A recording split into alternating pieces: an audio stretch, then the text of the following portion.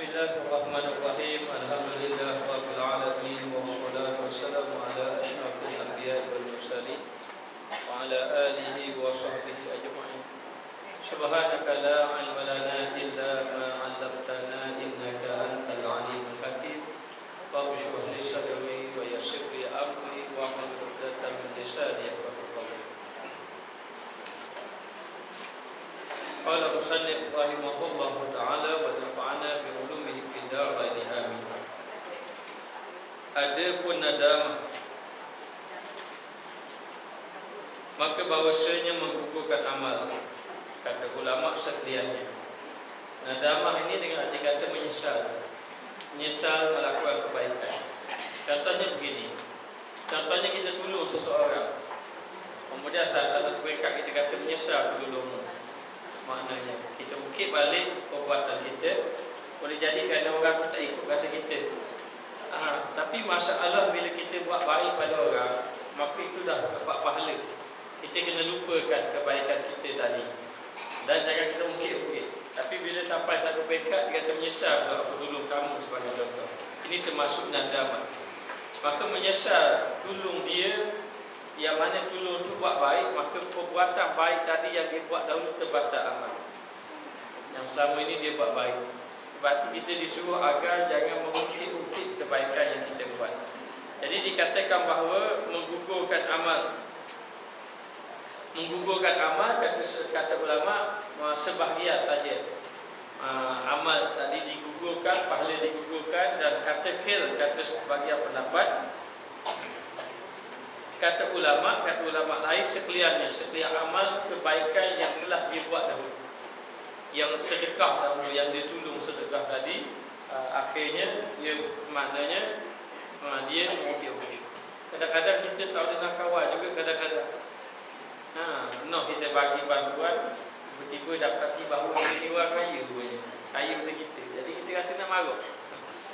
Lalu kita berkata dah, kalau macam ni daripada dulu tambah bagi.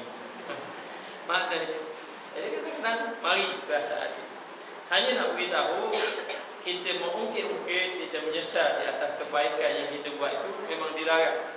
Kalau boleh kita simpan hanya kebaikan, kita lupakan kebaikan yang telah kita buat tadi.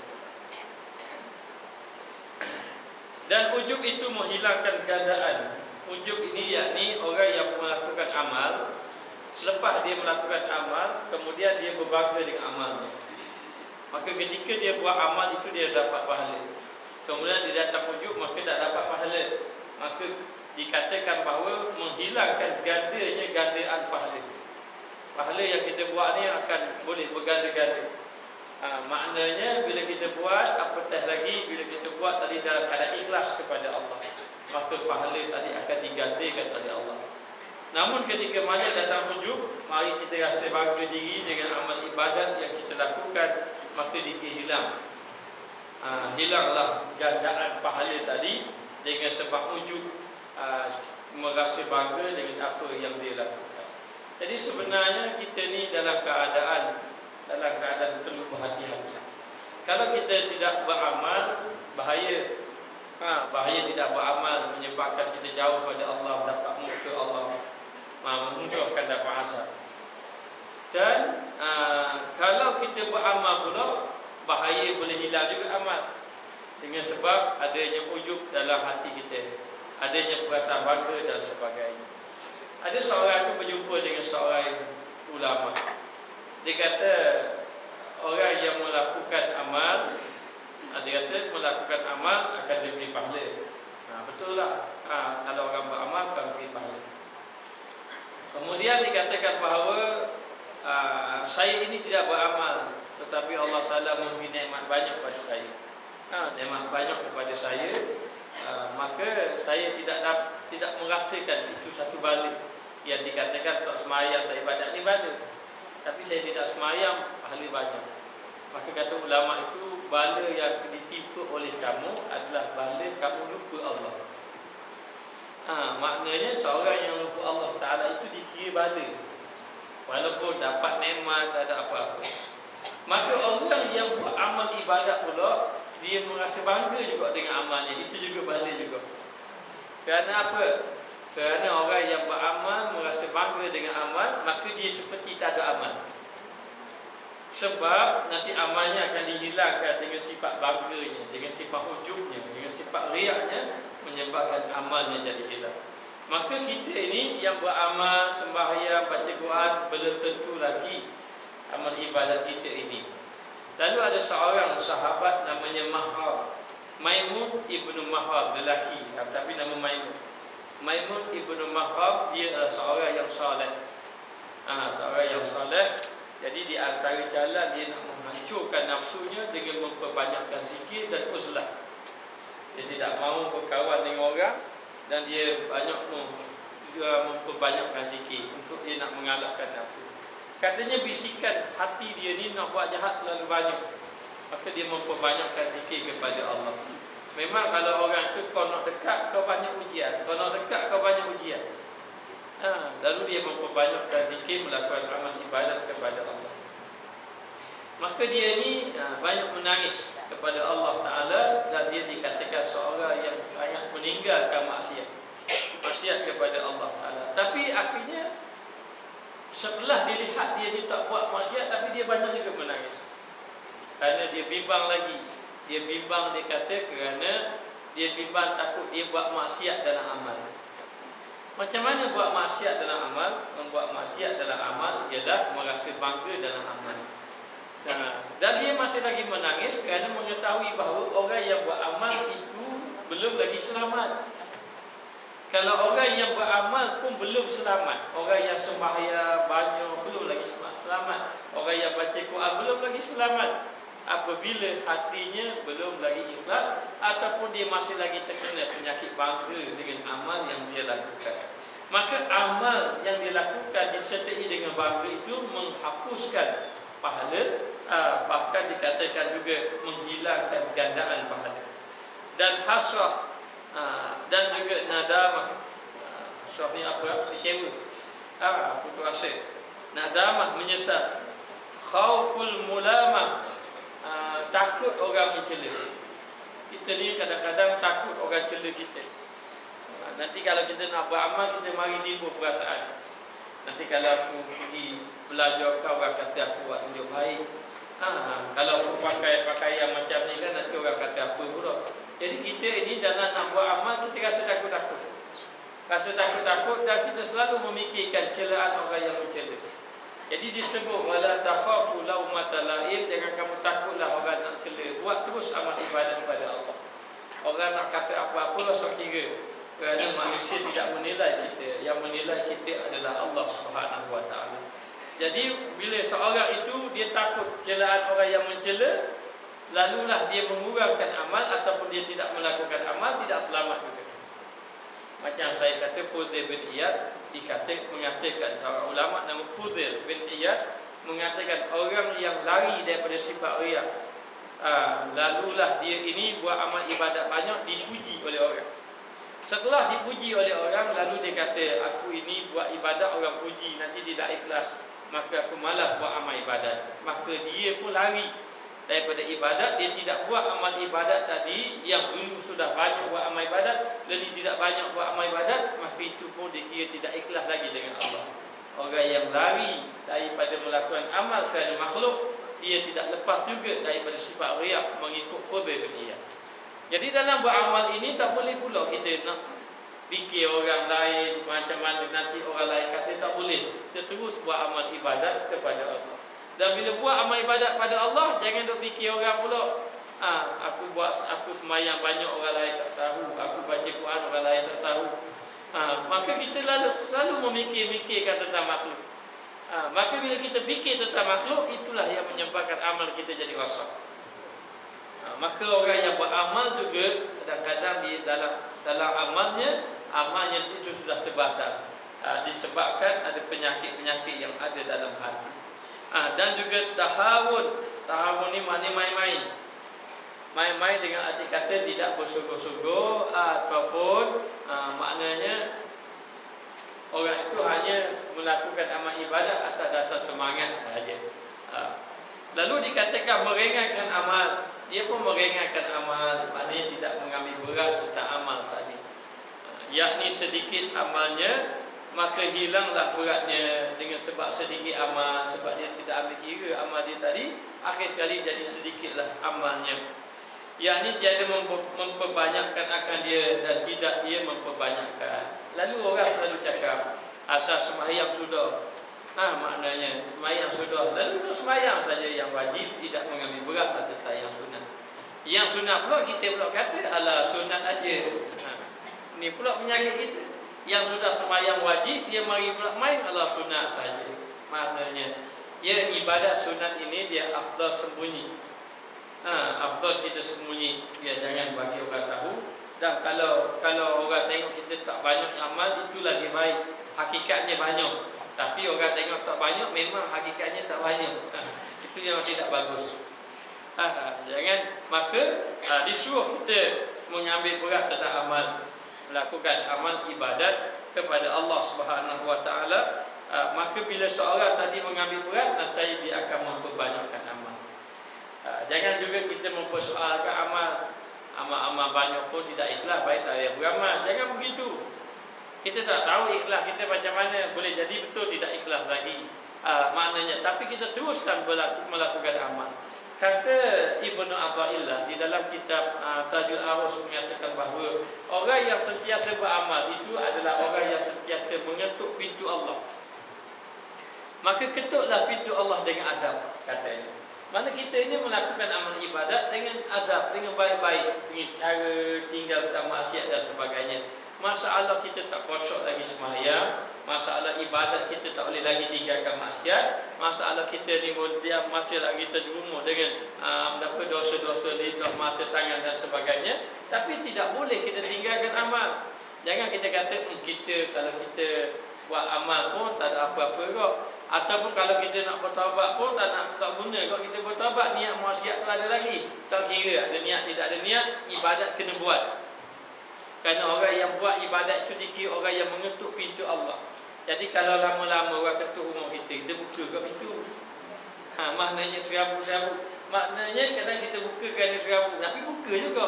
Maka akhirnya demikian.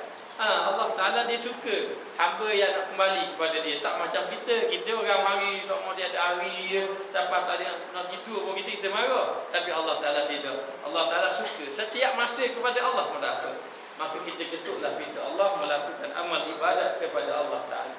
Jadi kalau ditanya orang bagaimana kita ini dah tahu amal ibadat kita bersih, amal buat ibadat, lepas tu maksiat, buat ibadat, lepas tu bila banyak jadi ujub, takabur pula dan sebagainya. Kadang-kadang tak boleh jaga lidah, kadang-kadang tak boleh jaga hati. Kadang-kadang bila kita nak buat amal ibadat banyak, kita banding pula orang lain. Orang lain malas belaka, aku saja rajin. Macam mana ni penyakit kita ni ada dalam hati. Kadang-kadang kita berasa seorang diri, orang tengok aku rajin, semayang molek, orang tak pandang pun. Kita je. Kita je rasa. Nak kalau kita datang lambat, orang lain semua duduk saja, kita tengah semayang tahiyatul masjid. Masa kita semayang. Masa ketika tu orang tak tengok kita, kalau tengok sekadar tengok sekali je. Tapi masa kita rokok tu kita dah rasa dah. Orang tengok aku rokok betul-betul. Orang tengok aku entidal betul-betul. Orang tengok kan nampak gaya orang kosong semayang. Mari seorang diri. Adakah orang tengok? Orang tak tengok-tengok. Hanya kita je perasan. Satu penyakit. Lalu dikatakan bahawa untuk menghilangkan penyakit umpama ini disuruh kita istighfar selepas kali kita melakukan amal ibadat. Sebab itu lepas semayang apa yang kita buat? Lepas kita salam, kita buat istighfar lalu astagfirullahalazim. Maka untuk mengelokkan amal kita lepas saja kita amal, kiralah kita infak ke, kita baca Quran ke, kita sembahyang ke, disuruh agar beristighfar kepada Allah, kerana istighfar ini membersihkan kita amal. Maknanya hatta tak kiralah, yang paling penting istighfar itu ada, amal itu ada. Walaupun orang kata nak buat maksiat dulu, kayak gini nak istighfar, maknanya istighfar itu mesti kena ada. Bukan menggalakkan maksiat, tidak.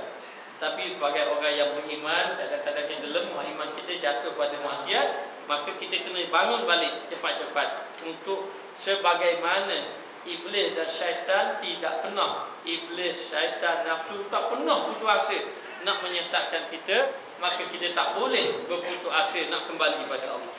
Begitu maknanya. teruskan, walau bagaimanapun teruskan melakukan amal ibadat kepada Allah Subhanahu wa taala.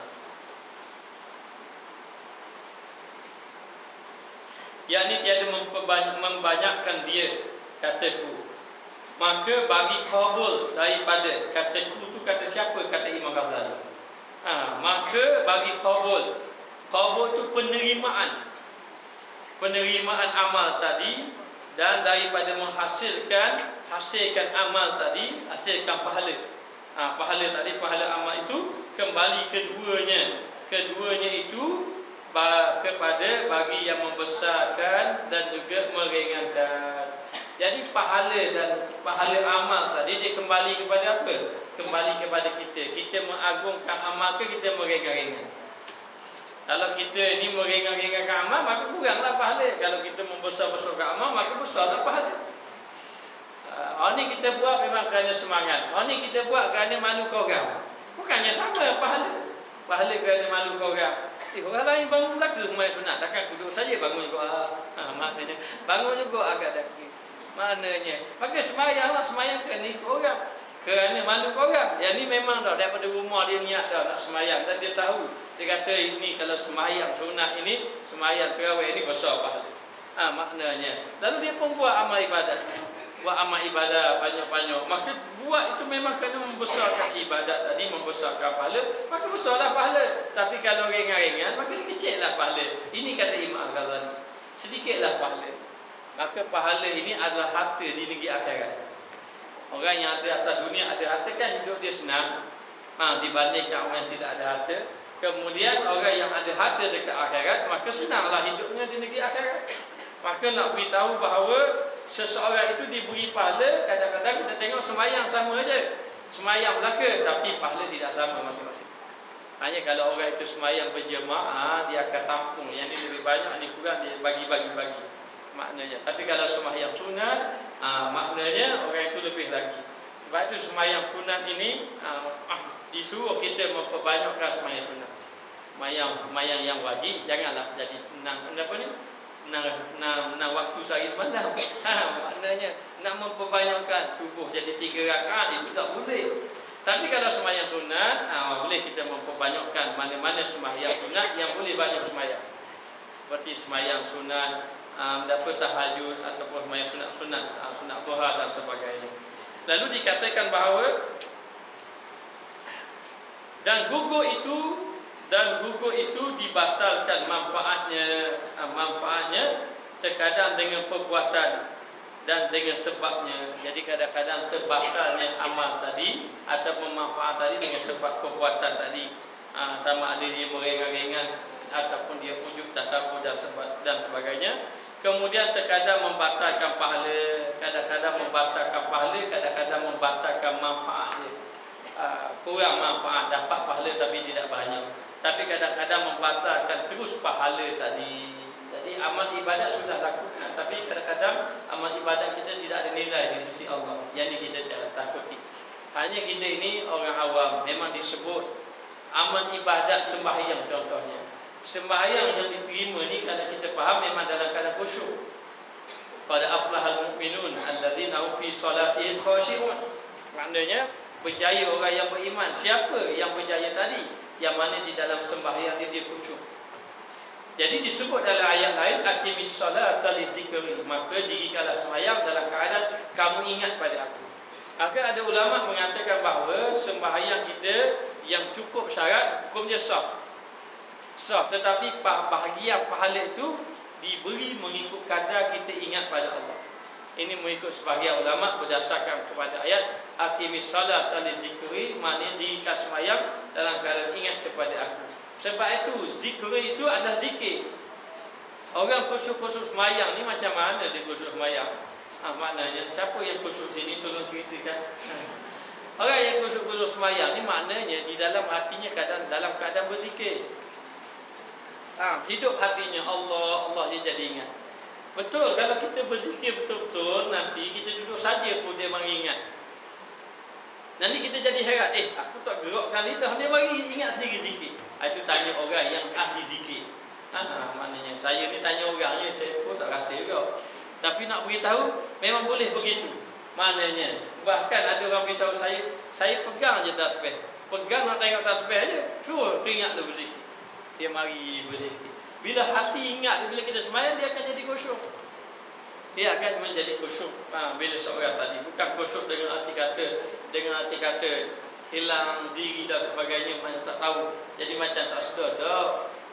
Bagi kita ni kalau dapat boleh ingat ada Allah, hati hidup berzikir pada Allah ketika sembahyang, itu sudah dikir khusyuk dah bagi kita ini. Dan yang lainnya membatalkan gandaannya. Kadang-kadang membatalkan gandaan pahala. Pahala dapat tapi tidak diganda-gandakan. Sebab amal ibadat kita ni berganda-ganda pahala. Dan setiap amal tadi akan dapat pahala. Maknanya kita baca ni dapat pahala.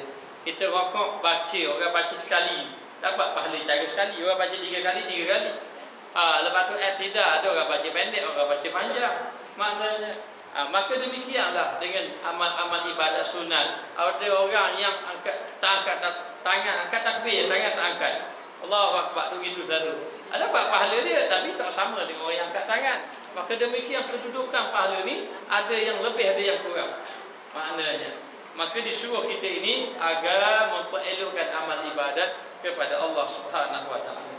Jadi bila nak katakan elok, yang pertama mesti kita maknanya menjaga perkara-perkara yang wajib, perkara-perkara yang membatalkan.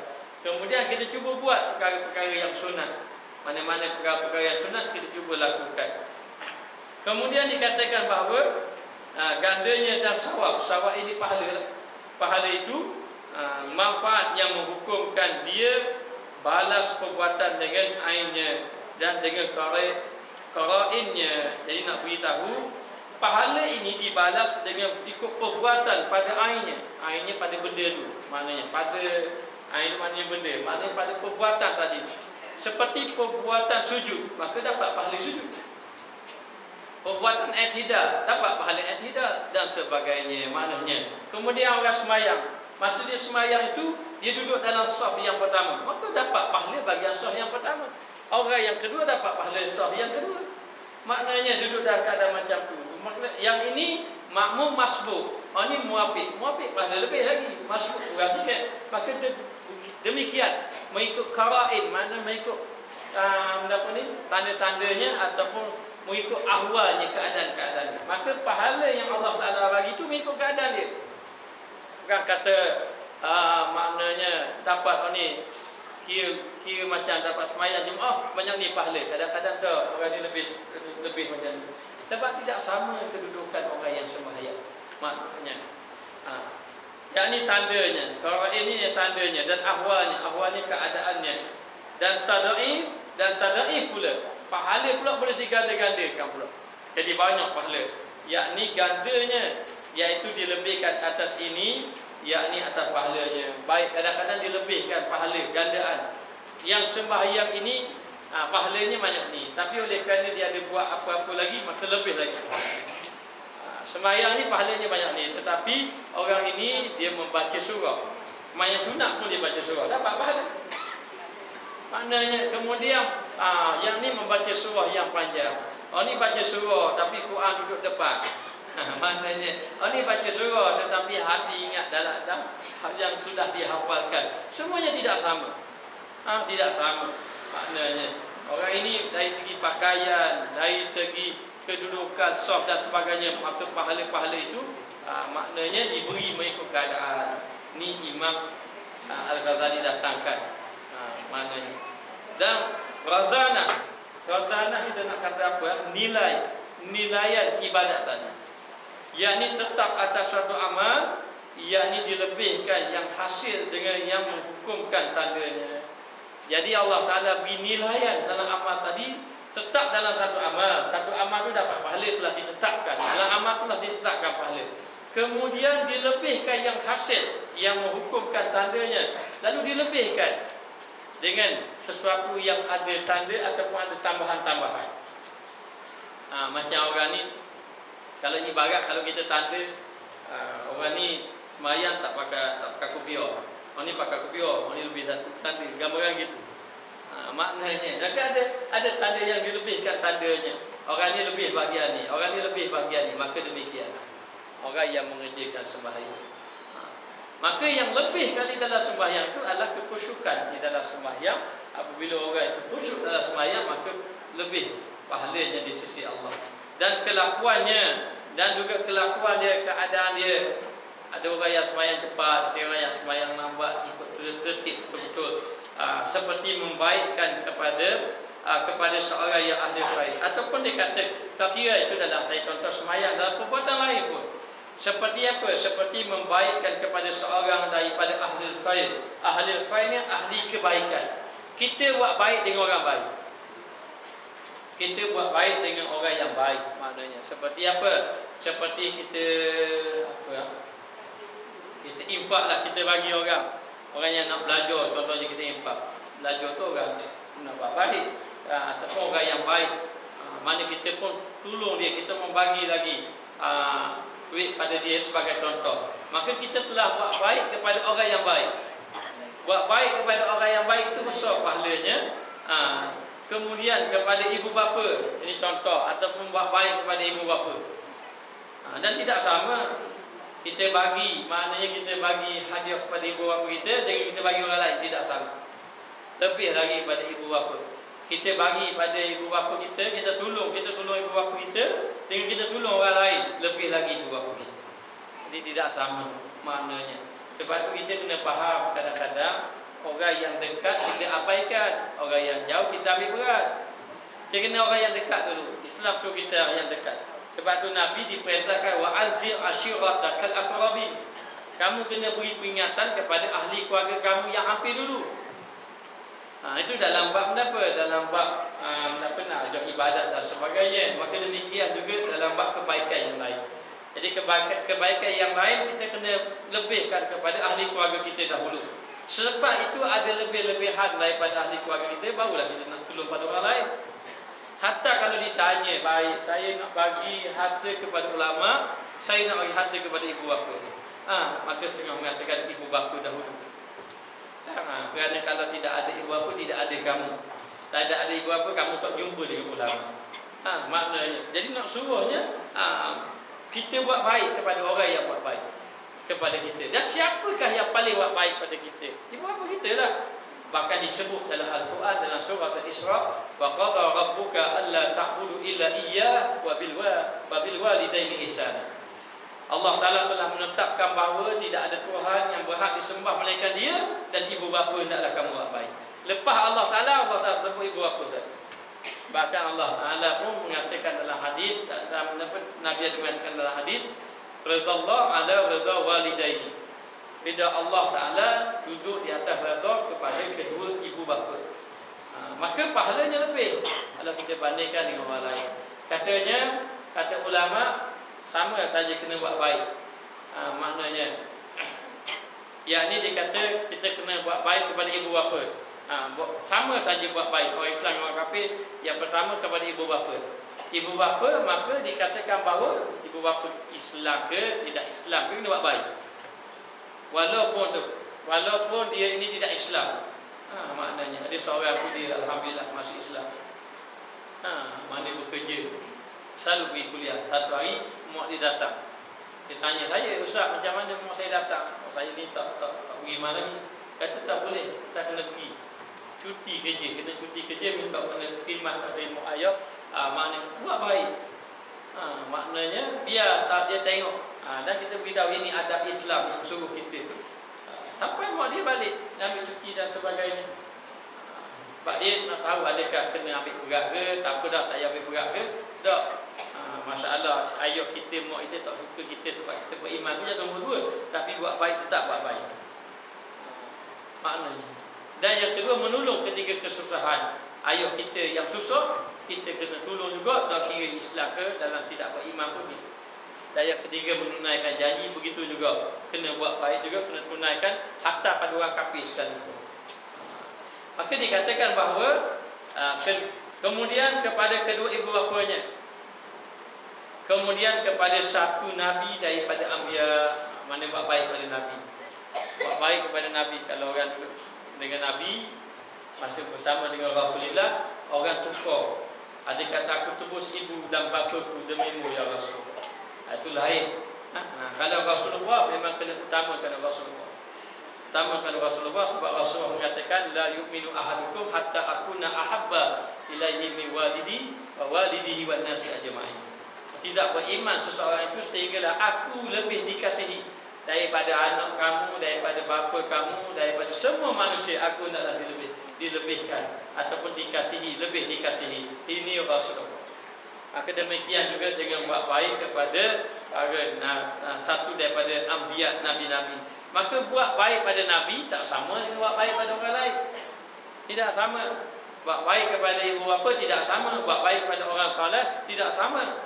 Maknanya daripada buat baik kepada orang yang tidak soleh. Kita tolong orang baik, kita tolong orang yang tidak baik. Maka tolong orang baik dapat besar lagi pahala dengan tolong orang yang tidak soleh. Kalau orang tanya, pernah orang tanya saya, dia kata zakat adakah boleh juga dapat kepada orang yang tidak mengerjakan sembahyang? Maka saya telah membaca dalam satu kitab, ada dua pendapat. Pendapat pertama kata tidak payah bagi. Maknanya kerana tidak mahu duit zakat ini ditolongkan kepada maksiat. Ini pandangan pertama. Pandangan kedua, pandangan yang dipakai dengan katanya oleh kerana dia layak juga, maka boleh juga bagi. Namun demikian, kalau ditanya keafdalannya, maknanya kalau ada dua orang, ada satu dia duit, maknanya ada seorang kita nak bagi, tapi ada dua orang, siapa yang kita perlu bagi? Maka perlu bagi kepada orang yang mengerjakan sembahyang daripada yang tidak mengerjakan sembahyang lagi. Lalu dikatakan bahawa kita ini buat baik kepada orang baik dapat pahala dibanding dengan kita buat baik dengan orang yang tidak melakukan kebaikan. Namun demikian ada kisah, ada seorang itu dia tolong orang. Dia bukan tolong, dia bagi duit. Yang pertama dia bagi duit kepada pencuri. Yang kedua dia bagi duit kepada penzina. Yang ketiga dia bagi duit kepada peminum arak. Tiga. Dia bagi duit. Lalu orang kata dia, kenapa kamu bagi duit pada dia? Maknanya. Lalu dia mengatakan bahawa dia ini mencuri ini kerana dia tidak ada duit. Tidak ada duit, maka aku bagi duit supaya dia tidak mencuri. Dan kenapa pula kamu bagi kepada penzina dan minum arak? Kerana aku merasakan bahawa kalau dia ini melakukan benda-benda yang haram, nanti dia akan hasil yang haram juga, dia makan duit yang haram. Jadi aku ni nak bagi dia biar dia makan duit halal. Maknanya bagi dia. Dan akhirnya ketiga-tiga golongan yang dia bagi tadi berubah menjadi ahli taubat, bertaubat jadi orang baik. Dengan sebab apa? Sebab dia bukan bagi saja. Yang pertama pasti duit dia halal. Yang kedua dia berdoa. Doa tadi. Maka dia buat baik kepada orang yang buat jahat itu dengan arti kata mengajak dia melakukan kebaikan. Itu boleh.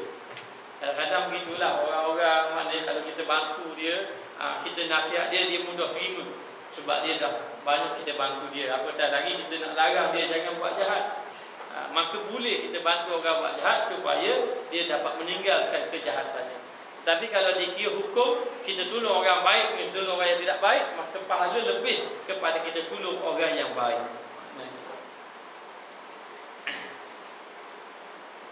Maka suatu itu terkadang adalah ia razanah, iaitu mengikut nilaian, iaitu tetap dan berat. Dan tidak ada gandanya. Kadang-kadang razanah ni tetap.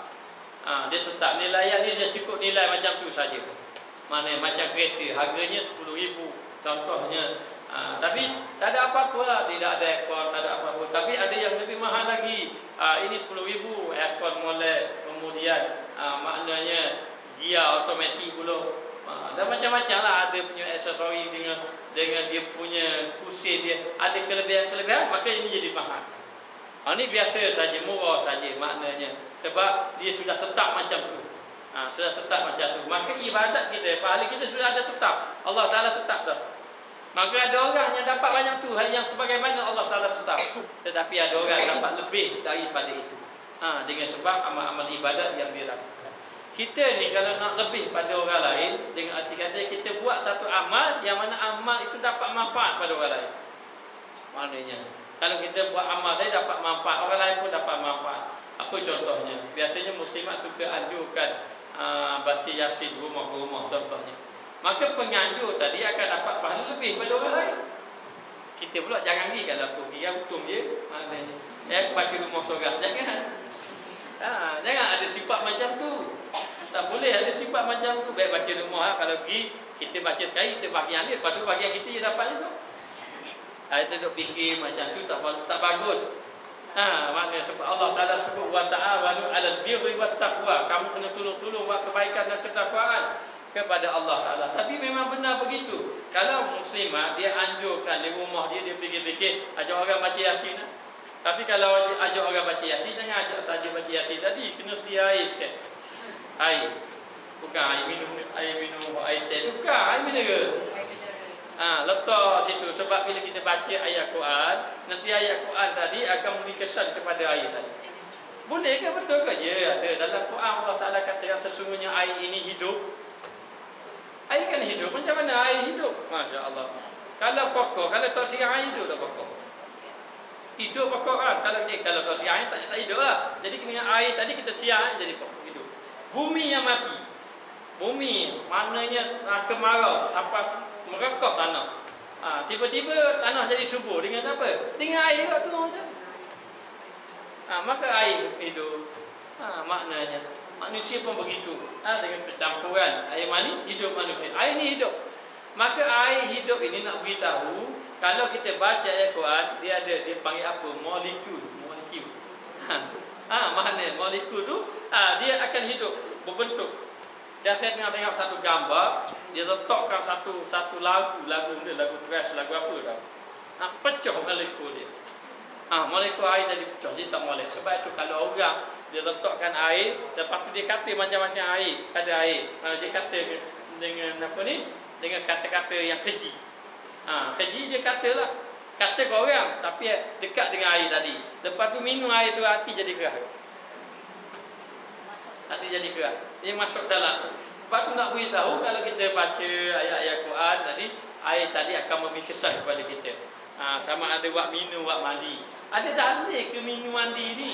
Kan kita tengok dalam bab dia baca air, lepas tu kata buat minum, lepas tu buat mandi. Ada dalil tak? Ada dalil dalam Quran. Allah Taala sebut, "Urkud bi rijlika hadza mughtasalun baridun wa syarab." Hentaklah kaki kamu, nanti keluar air, dan air tadi buat mandi, buat minum. Ini ada dalam Quran. Kisah apa tu? Kisah Nabi Ayub. Nabi apa yang sakit kulit? Nabi Ayub lah. Tapi Nabi Ayub, Allah Ta'ala nak sembuhkan dia. Allah Ta'ala suruh hentak kaki dia, dan dia hentak kaki keluar air. Maka air tadi, Allah Ta'ala kata, mughtasilun baridun wa syarab.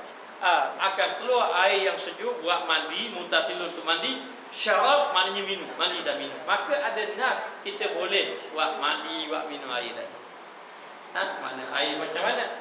Air yang kita baca ayat Quran dan sebagainya.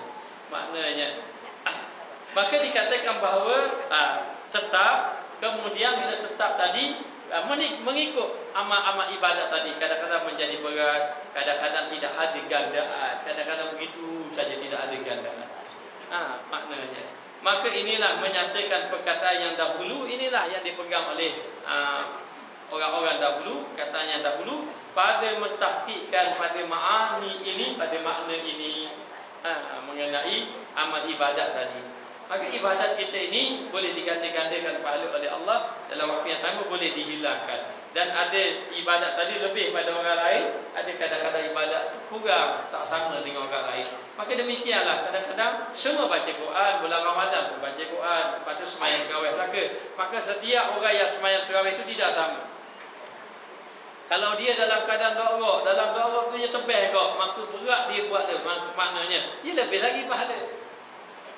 Saya nak tanya sih, orang baca Quran yang laju, dia baca Quran laju dengan orang baca Quran merangkak-rangkak, mana banyak pahala? Merangkak-rangkak. Maknanya merangkak-rangkak. Maknanya sebab tu ada orang dia sembahyang, kadang-kadang tak apalah yang baca Quran tak benda apa ni, tak pandai-pandai. 5 tahun dah baca Quran, tak apalah asal rajin baca. Sebab ada hadis, orang yang membaca Quran merangkak-rangkak ini lebih pahalanya daripada orang baca Quran laju. Jadi demo yang laju jangan buat rangkak-rangkak. Maknanya tajir buat lambat-lambat buat susah-susah jangan. Teruskanlah, sebab dia ada lebih kot lain pula. Orang yang merangkak-rangkak mungkin dia dapat baca sikit dari segi sudut bacaan itu. Dari segi sudut bacaan, dia merangkak-rangkak susah. Lu 3-4 kali ulang. 3-4 kali ulang, 3-4 kali ulang. Jadi berat dia nak baca. Makin berat nak baca tu susah buat ibadat dia bersungguh tu, dia dapat pahala banyak. Tapi mungkin dia baca semuka je. Yang laju pun boleh baca 10 lah, 5 lah. Maknanya, maka jangan kita salah faham pula, kita pula buat merangkak-rangkak. Apa orang rangkak? Lambat-lambat baca, ulang tu 3-4 kali buat payah. Nak dapat pahala banyak. Itu salah tu. Serupa juga orang yang rumah dia dekat dengan masjid. Orang yang rumah dia dekat dengan masjid dengan rumah yang jauh daripada masjid, pahala banyak jauh daripada masjid. Maknanya jauh. Tak kira dia naik kapal terbang ke, naik kereta ke, naik motor ke, mana tetap pahala lebih. Orang yang duduk jauh. Maka orang yang duduk dekat, walaupun dia pusing jauh, dia akan dapat sikit dekat juga pahala. Sikit juga.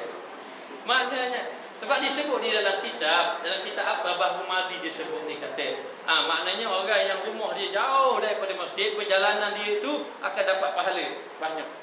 Maka andai kata orang yang dekat dia, tapi dia pusing jauh, pergi ke bandar dia baru sampai. Maknanya, maka dia kira rumah dia tetap, dia kira pahala dia tetap sedikit, dia kira dekat. Maknanya, tapi ada lebihnya. Lebihnya orang yang dekat lebih mudah pergi. Boleh jadi yang jauh tu boleh pergi 3-4 kali, tapi orang yang dekat boleh pergi banyak kali. Itu bahagiannya maknanya. Maka dalam bab itu pun agar kita dapat memahami kaedah-kaedah ini, bukan tujuan apa. Tujuan kita ni nak dapat gandaan pahala ni sebab supaya lebih semangat. Bahkan disuruh fastabiqul khairat, berlumba-lumba kamu buat baik. Sebab itu Saidina Abu Bakar dengan Saidina Umar, dia berlawan, tak pernah menang Saidina Umar. Maknanya tak pernah menang. Yang menangnya Saidina Abu Bakar. Kalau Saidina Umar infak banyak ni, Abu Bakar lebih lagi. Saidina Umar nak tolong orang sebelah mana lepas subuh, Saidina Abu Bakar sudah tolong sebelum subuh. Tak payah nak lawan. Maknanya sebab apa? Sebab mereka itu disebut fastabiqul khairat, berlumba-lumba. Kita ada dua orang, payahlah. Ayat kita ada dua orang, tak payahlah. Itulah kita masalahnya. Maka dikatakan bahawa kena faham makna kaedah ibadat agar amal ibadat kita ini digandakan pahala, dan kita juga boleh memikirkan tentang pahala untuk kita semangat melakukan amal ibadat. Sebab itu dikatakan bagi orang awam ini, kalau dia buat amal ibadat kerana pahala, maka itu dipikir ikhlas lagi mengikut kadar orang awam. Sebab tu kita semangat nak malam Lailatul Qadar. Allah semangat. Kalau tertidur satu hari itu, bangun pagi itu lepas mayat subuh menangis lagi. Allah, malam tadi Lailatul Qadar rasanya. Lepas tu orang kata dak, oh lega. Dak lagi kata malam ni malam ni. Maknanya sungguh kita buat nak cari pahala, maknanya salah ke tidak salah. Kita mencari pahala untuk dapat pahala Lailatul Qadar ni tidak salah. Dan bahkan itu memberi semangat kepada kita. Maka dikatakan bahawa seseorang tadi kena memahami maksud ini. Pada ma'ani ini maka faham olehmu yang demikian itu, maka taklah kamu memahami betul-betul. Wabillahi taufiq. Faslun. Habis tajuk tu. Faslun ni tajuk ujung. Tadi kita bicara mengenai ujung, dan masih lagi ada bicara lagi dalam bab lain. Jadi sekarang ini kalau kita faham mengenai pahala-pahala pun, kita jangan banggalah dengan amal ibadat kita. Bahkan kerana pahala yang banyak juga boleh hilang, boleh terhapus begitu saja dengan penyakit-penyakit yang ada. Faslun, ini satu pasal, satu bab, satu tajuk. Maka lazimkan olehmu dengan memutuskan aqabah ini. Mesti, lazim itu mesti. Kamu putuskan aqabah ini, dia panggil halangan, tanjakan, halangan ini. Yang ditakuti, yang bahaya ni, halangan ni yang bahaya, yang mempunyai tempat keputusan dan tempat kebinasaan, yang boleh terputus kita, yang membawa kita terputus dan juga kebinasaan. Satu bab ni kita bicara mengenai amal ibadat kita boleh terputus dan boleh binasa di dalam sehingga kena lazim, maknanya kena jaga betul-betul, pelihara sehinggalah kamu ni betul-betul mendalami dan menjaga betul-betul agar amal ibadat kamu tidak terputus dan juga tidak binasa. Bahawasanya mempunyai mata benda taat. Orang yang ada harta dia harta taat. Maknanya orang yang buat amal ibadat banyak ni orang kaya. Orang kaya apa? Orang kaya ketaatan. Lepas tu katanya orang yang beruntung sungguh, orang yang bersungguh-sungguh melakukan amal ibadat sebagaimana ahli dunia bersungguh-sungguh mencari harta dunia. Maka orang yang bersungguh-sungguh melakukan amal itu dikira orang yang kaya dengan mata benda ketaatan. Maka banyak jalan boleh dengan cara puasa, baca Quran, berzikir, infak. Allah Taala beri banyak jalan untuk kita dapat kelebihan, untuk kita sampai kepada Allah. Tapi ingat, kita ni nak ambil belaka tak? Kita lah yang nak infak, kita lah yang nak ni, kita lah yang nak berjihad fi sabilillah. Kita tak ada, tapi kita kena buat mengikut apa yang Allah Taala beri pada kita. Boleh jadi kita ini tak mampu nak baca Quran banyak, maka kita ambil bahagian zikir, baca zikir banyak-banyak. Dan kalau kita tak mampu bahagian zikir banyak-banyak, kita bahagian tolong orang lain pula. Mungkin Allah Taala beri kita harta, kita bahagian tolong orang. Ada bahagian masing-masing. Sebab tu sahabat dia ada kedudukan masing-masing. Khalid Al-Walid dia tak banyak ibadat. Kata guru saya, Khalid Al-Walid ni bukan orang ahli ibadat, tetapi dia ahli apa? Ahli perang. Ni bahagian perang. Dan orang yang lain, Abdul Rahman Ibn Auf pun kurang juga ibadat dibandingkan dengan sahabat lain. Sahabat lain, dia bahagian apa? Dia bahagian niaga, bahagian infak. Ada juga yang bahagian ilmu, tapi harta tak ada. Abu Hurairah maknanya dia bahagian ilmu. Ada apa-apa masalah tanya dia, maknanya dia bahagian ilmu. Ibnu Mas'ud, Ibnu Abbas, ramai penduduk bahagian ilmu. Tapi bahagian harta infak tak ada pula, kurang pula. Ada bahagian masing-masing. Ubay bin Ka'ab bahagian Quran, Abu Musa Asy'ari pun Quran juga sebagai contoh. Ada yang bahagian apa ni? Bahagian masing-masing Allah Taala bagi. Maka demikianlah. Kita ni kalau nak belaka memang tak pedang kita. Nak belaka, maka ambil bahagian mana-mana yang Allah Taala beri kepada kita, dan mana-mana ada peluang kita melakukan amal ibadat, teruskan melakukan amal ibadat kepada Allah. Maka bahawasanya empunya mata benda taat, yang ada harta ketaatan, senyata telah memutuskan segala aqabah. Dia telah putuskan, mana dia telah melawan segala halangan-halangan. Payah halangan, banyak halangan kita nak buat amal ibadat. Nak buat amal ibadah saja-saja tak boleh, kena belajar. Belajar pula kena cek pula, biar belajar tu manfaat pada ilmu kita, pada ilmu tu dapat manfaat. Belajar pula kena sampai elok ibadat kita, elok akhlak kita, maknanya. Dan mari takwa pada Allah. Kemudian dapat ilmu dah, kena pergi pada amal pula. Bila kita nak beramal pula, sudah beramal, kena pergi pula, jangan ada tidak ikhlas pula. Nak ikhlas tu bayar. Buat banyak-banyak, mari riak pula.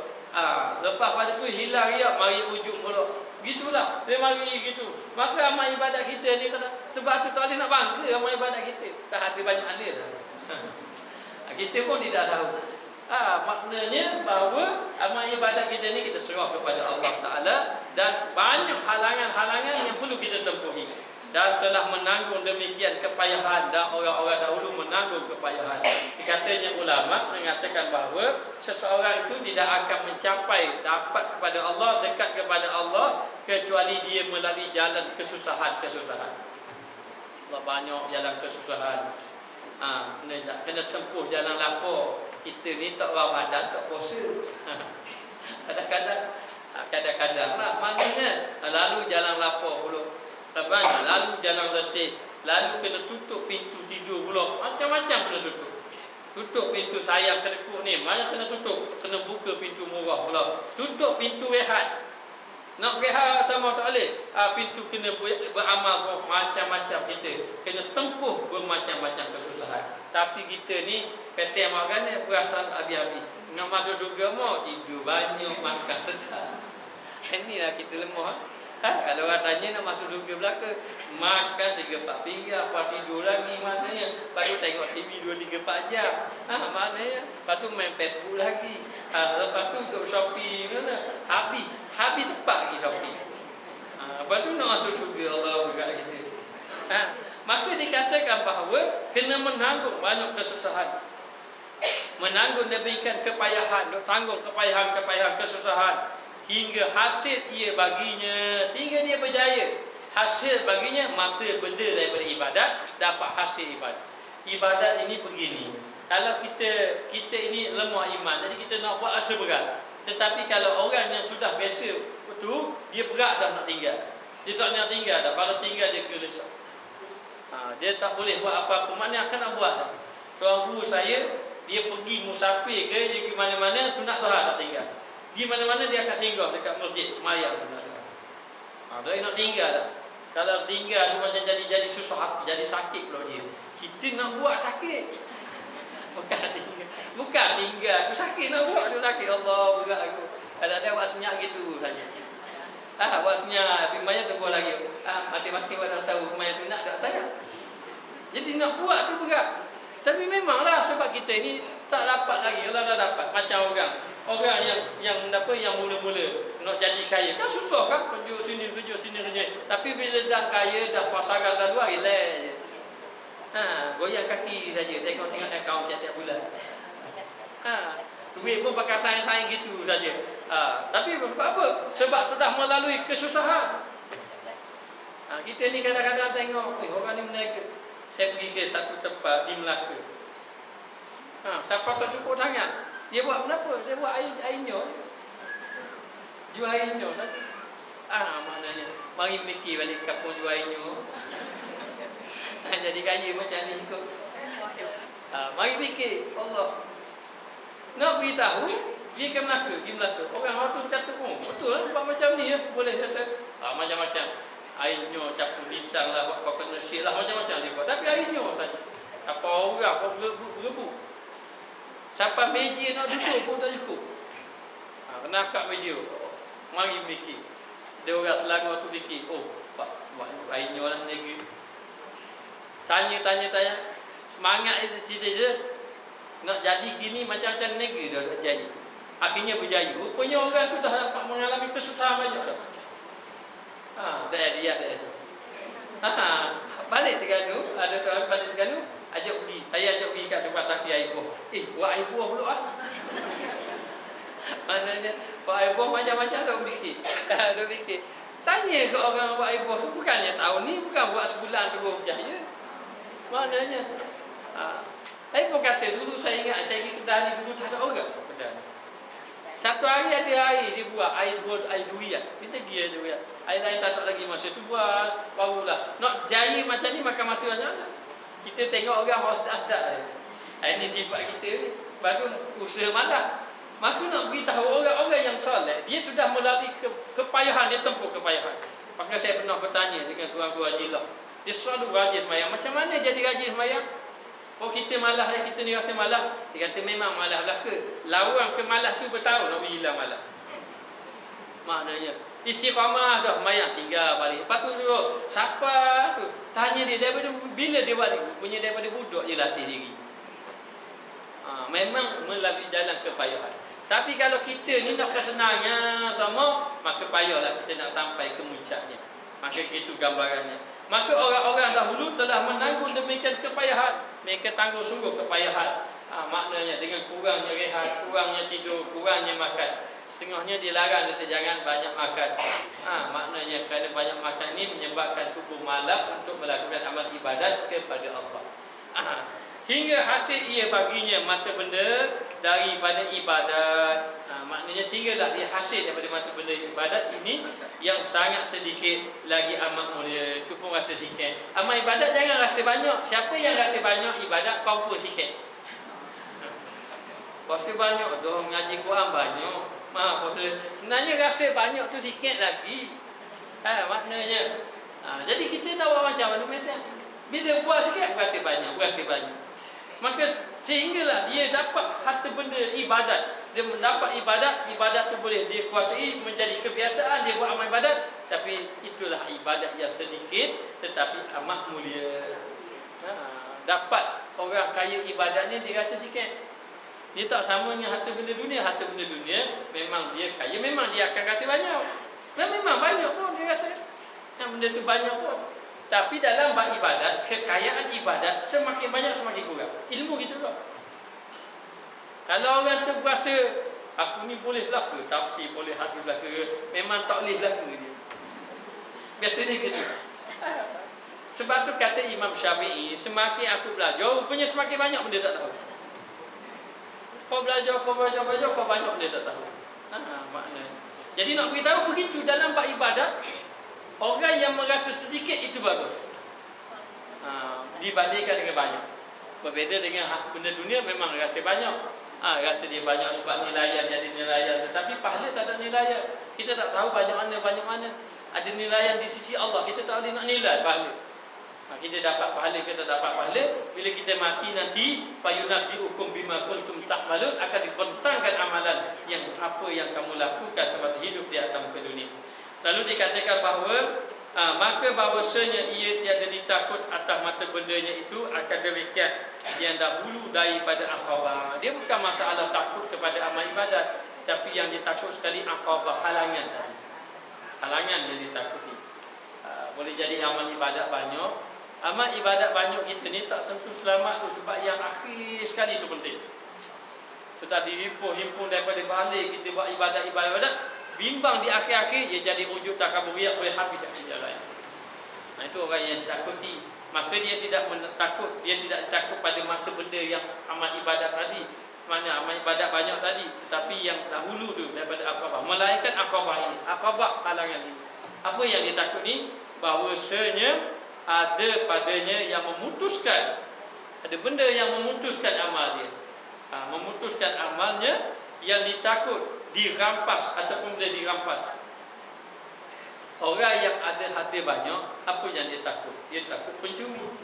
Kerana pencuri itu boleh rampas. Itu dulu, lebih dia takut income tax.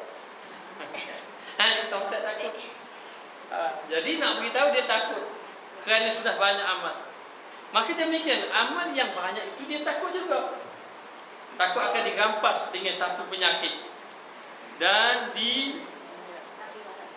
tinggal. Mandalah tanggal tinggal. Ditinggal padanya ataupun ditanggal, yang tepatnya tanggal. Yang ditanggal padanya, habis, tak ada benda dia. Dengan amal tadi akan mata benda perniagaan, akan mata benda ibadat tadi. Sebab tu Allah Ta'ala sebut, innallaha ashtara minal mu'minin. Allah Ta'ala membeli daripada orang mukmin. Kita ni ibarat orang niaga lah. Ada kita nak modal saja, mayar yang wajib saja. Ada nak untungi, tambah lagi yang sunat. Maknanya, jadi nak beritahu, Allah Ta'ala akan membeli amalan-amalan kita. Molek Allah Ta'ala terima, tak molek Allah Ta'ala buat. Gambarannya begitu. Sebab Allah Ta'ala sebut, innallaha ashtara minal mu'minin. Ishtara ni maknanya membeli. Allah Ta'ala menggunakan perkataan membeli.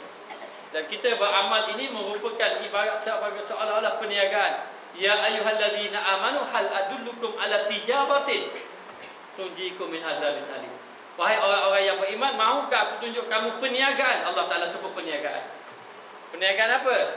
Kita pun tengok ada perniagaan dalam Quran. Quran tahu akan perniagaan tu, kita pun tengok. Takut-takut ada perniagaan, takut jual kereta ke, baju ke, bunga ke, tak kira lah. Tengok-tengok, tunjikum min azabin alim. Perniagaan ini menyelamatkan daripada azab api neraka. Tu'minuna billahi wa rasulih. Kamu kena beriman dengan Allah. Ikut kata Allah, ikut kata Rasul. Itulah perniagaan. Allah Ta'ala sebut perniagaan. Maka mata benda perniagaan tadi boleh hilang. Kadang-kadang kita duduk berniaga, tiba-tiba kena sita, habis barang kita. Maknanya kadang-kadang kena tarik. Ada orang tu pergi ke Mekah. Lepas daripada tu, ada barang nak beli barang, tiba-tiba polis mari, ekor belakang nak tangkap. Orang tu pun tolong susun barang cepat-cepat nak lari. Dia pun tengok siang orang, dia pun dulu dia nak tangkap. Dia nak tangkap masuk, nak cakap Arab tak ada. Susah sungguh. Sebaiklah. Maknanya pergi ke Mutawif pun bicara, punya dia ni jemaah Malaysia. Bukan tu. Tapi tak tahu. Polis mari ke belakang ni tak nampak. Dia tengok orang tu susun. Oh, siang orang tu, dia pun tolong susun juga. Dulu. Orang tu lari nak tangkap. Maka nak beritahu, kenapa lari? Kerana bimbang nanti perniagaan tadi hilang. Takut dengan polis, takut dengan income tax, takut dengan perampok, maknanya macam-macam. Maka begitu perniagaan amal ibadat kita ni boleh hilang. Orang yang semayang banyak boleh hilang pahalanya, orang yang baca Quran pun boleh hilang pahalanya. Maka dikatakan di sini, dan dirampas, ditanggal padanya akan mata benda perniagaan, dan yang membinasakan lagi hendaklah dipeliharakan. Dan benda ni boleh binasa, maka peliharakan amalnya. Apa tu tak kabur lagi. Bahawa dipeliharakan, bahawa nyatanya daripadanya kebinasaan. Kalau ada benda ni, boleh binasa sungguh amal ibadat. Kebinasaan yang membinasakan atas akan taatnya, yang membinasakan amal taat dia. Kenapa tu tak kabur lagi? Banyak tak kabur lagi. Kemudian yang terlebih besar yang ditakuti, dan lebih lagi besar yang ditakuti, lagi yang melengkapi akan dia. Kalau betul-betul ada pada dia tadi, akan membinasakan akan dia. Jatuh ini dua. Kenapa tu? Wallahu a'lam bishawab. Ayah yang nak kabur. Kita ambil mula minggu depan pasal. Bismillahirrahmanirrahim. Wa banadana min husana wa illa tawfilana wa alhamna lanakunanna min al-qawmin. Allahumma alimna ma jahilna. Allahumma warithna ilman nafi'a wa rzuqna fahman thayyiba. Wa sallallahu ala sayyidina Muhammad wa ala alihi wa sahbihi wasallam. Alhamdulillah rabbil alamin.